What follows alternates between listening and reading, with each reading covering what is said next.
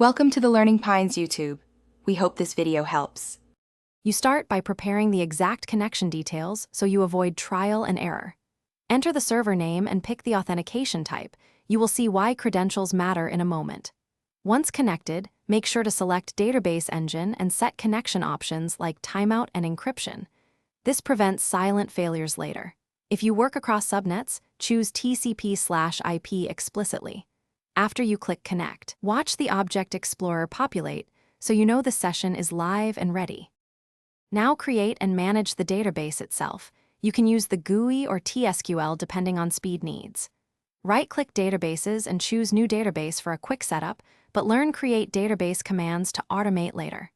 Once the database exists, set the recovery model and adjust file growth and auto-growth % so disk usage stays predictable. Make sure to configure a backup schedule immediately.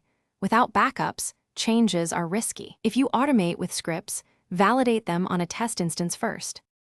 Finish by running queries and securing your work.